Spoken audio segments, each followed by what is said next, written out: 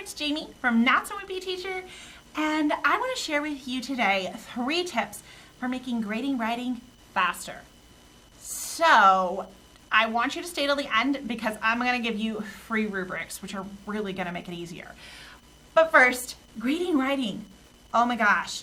In my early years of teaching, I hated to give any sort of writing assignment because then I knew that I was going to be carrying like 24 writing notebooks home with me, and every piece of writing would take me maybe 15-20 minutes to write, and I just didn't even know what to write or how to grade it.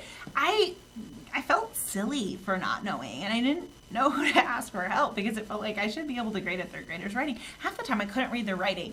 That is a whole skill that you just learn from being a teacher for a while that I hadn't really honed in on. So it was just such a tough thing, but it was really time consuming. Now that I know better about how to grade writing, I realized that I was making some mistakes that were taking so much time and not necessarily helping my writers to grow. So the idea of assessing writing is not just to have a grade on a report card. I know you gotta have them, but that's not really the main goal. The goal is to give feedback to your writers. It's a communication between you and your writers. So it encourages them to grow, to make improvements on their next piece of writing. So it's just important. But there's some things we can do to simplify it. And I think this is important because I felt like, oh, I'm communicating with my writer. I need to write all the things, put in all this extra effort. And it was too much for my students. I was overwhelming them with so much all at once that it wasn't really all that helpful after all. But I spent so much time on it, and they were like, all right, that's nice, stuffing it in their binder, the end. Oh, it hurt my feelings. All right, so let me share with you these 3 tips that made grading writing so much faster for me. First and foremost, do not grade every single piece of writing that your students do. Repeat after me. I will not grade every piece of writing that my students complete. They don't need you to grade every piece of writing. That's too much. So decide how many pieces of writing you're going to grade in each unit. And this will vary because I know school districts sometimes tell you how many you're required to do. But at my school, we were required to do a certain number of grades, but we could kind of decide how that would look.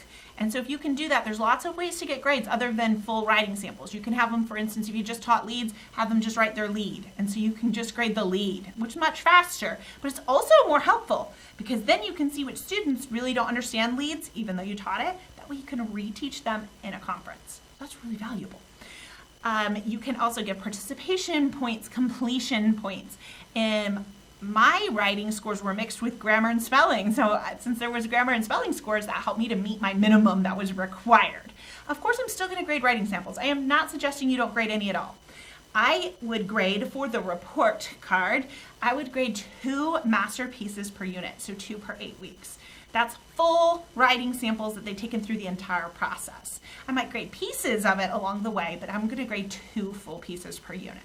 So my first tip is just to grade fewer writing samples. If you're grading 1 every week, no wonder you are really spending that much time grading. That's too much. Second tip is use a simple rubric. Use a simple rubric. You should understand it. Honestly, your students should understand the rubric to a certain extent. So I didn't have a rubric at first. The school didn't provide one. I think some teachers had Googled and found one or made their own. I didn't even know. I just didn't know what I was supposed to do. Well, eventually I was given a rubric, and it was so complicated that honestly, as I read it, I wasn't always sure what it meant. But I was supposed to grade based on it, and I was like, sure, you did that. I mean, I don't know what it means, so I'm not going to take points off. You need a rubric that is very easy for you to understand, and when your students look at it, they have a basic understanding of what it means as well.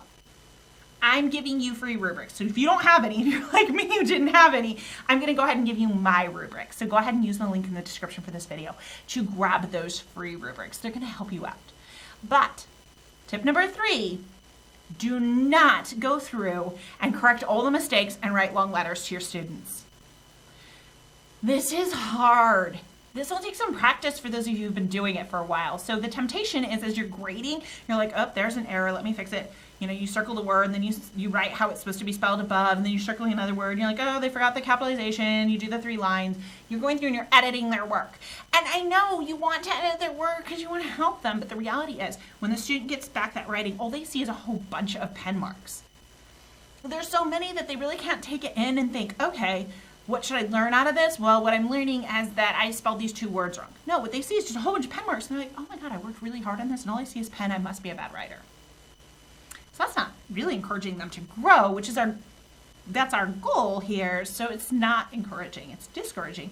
I'm pretty sure you've probably had this happen to you before where you've written something, had someone edit it and they give it back and you're like, oh my God, maybe I don't even know my ABCs. Like, it's terrible. I have this happen all the time with my resources for my TBT store. We send them to a professional editor so that you won't have errors. And it's a good thing we do because she finds so many mistakes that I start to question whether I know the English language at all. And it does make me feel bad. When I see all her markings, I just have this instant down feeling. And I'm an adult. An 8-year-old really doesn't know how to deal with this feeling. So don't go through and correct all the things. They're not going to learn how to spell all those words because you circled them. That's not going to happen. If you're noticing that students are having trouble with similar words, add them to your spelling list, but they're not going to learn how to spell them just because you circled them all. I mean, it'd be great if they did, but that's not how it works. The other thing we like to do is write notes. Oh, I love the way you did this here, and I love the way you did that here, and I get it. You're a really great teacher, and you want to make sure that you're celebrating your writers. But that takes a really long time.